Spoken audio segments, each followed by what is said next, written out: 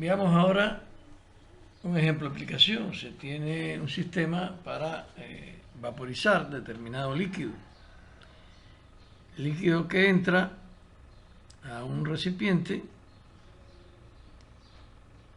con caudal F1, que como se muestra abajo en la lámina. Se regula el nivel de líquido dentro del tanque. Y bueno, y se calienta en este caso con vapor, pero pudiera ser con electricidad, pudiera ser por otro medio. Y bueno, se establece un proceso de calentamiento hasta que la temperatura dentro del líquido alcanza la temperatura de ebullición, empieza a aumentar la presión y bajo la acción de la presión el vapor sale por la válvula que se muestra arriba con un caudal V sub E. El caudal del vapor dentro del tanque sería V sub G. Entonces se requiere reproducir el proceso desde que se inicia el calentamiento hasta que se estabiliza la producción de vapor.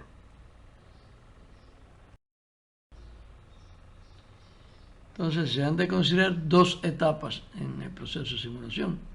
Primeramente, el calentamiento del líquido hasta la temperatura de ebullición.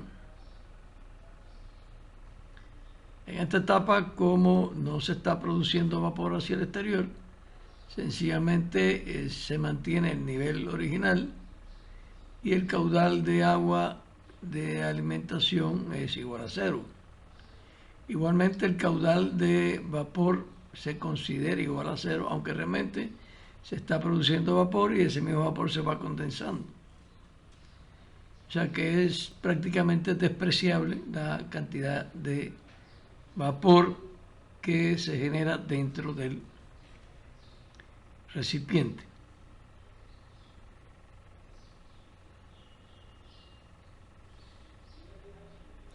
Entonces, posteriormente, una vez que ya supera el punto de ebullición, el caudal de vapor producido dentro del tanque va a ser diferente a cero y el caudal de vapor a través de la válvula también va a ser diferente a cero, es decir, va a empezar a hacer la producción de vapor hasta alcanzar un valor estable.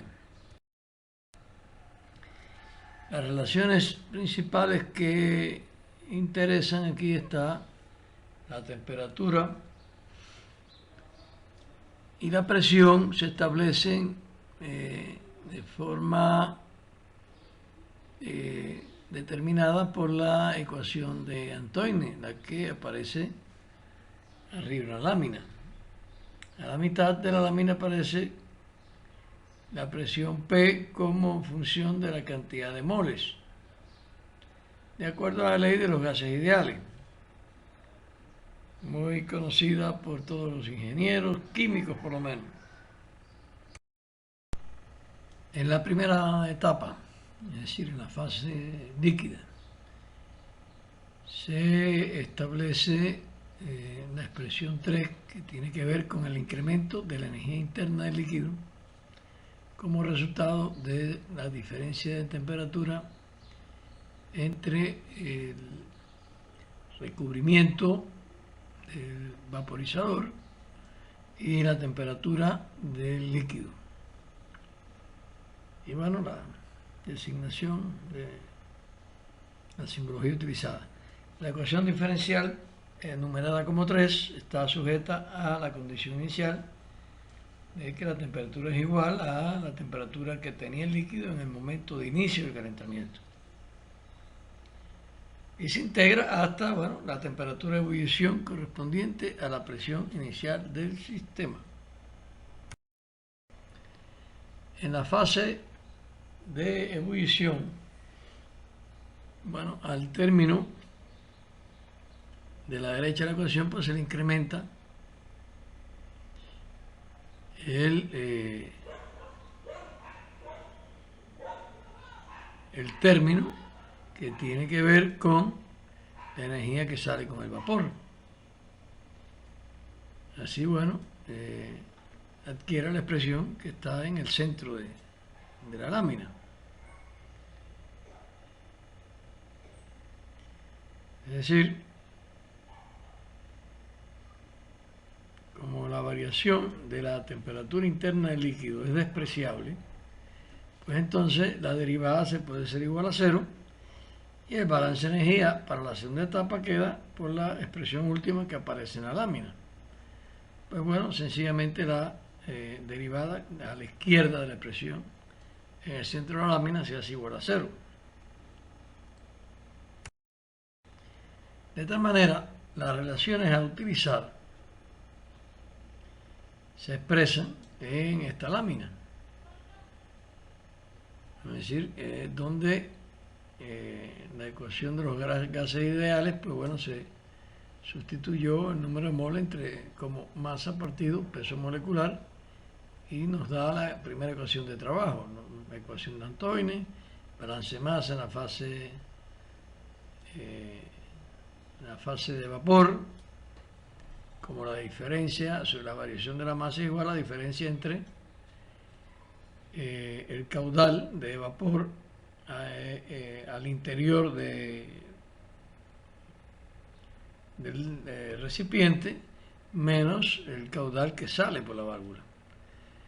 El caudal de vapor que sale por la válvula a su vez va a ser proporcional a la raíz de presión menos PE. O sea, la presión dentro del recipiente menos la presión en el exterior, que será la atmosférica, en el caso general. El proceso de calentamiento se divide en dos grandes bloques. El primer bloque corresponde a la etapa de calentamiento que se presenta en la presente lámina, y en la próxima, bueno, aparecerá el algoritmo para la etapa de ebullición. Entonces, en la etapa de calentamiento se simula por el método de Euler-Cauchy la solución a la ecuación diferencial correspondiente a esta etapa, por lo que se hace una primera estimación de la temperatura y posteriormente por Euler-Cauchy se va rectificando.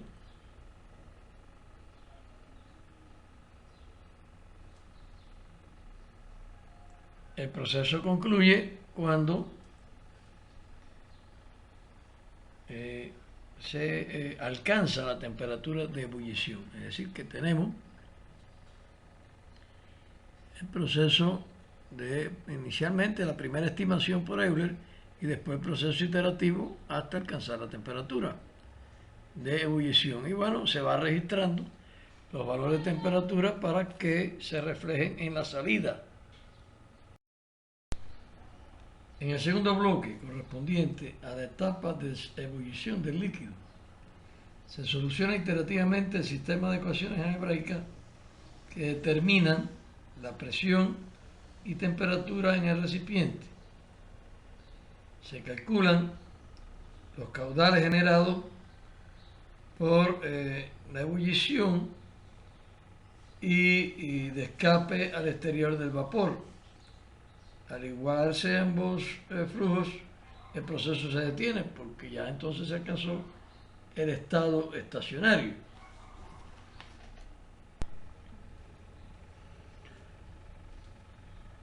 En la lámina anterior se puede notar cómo en la solución de un proceso de simulación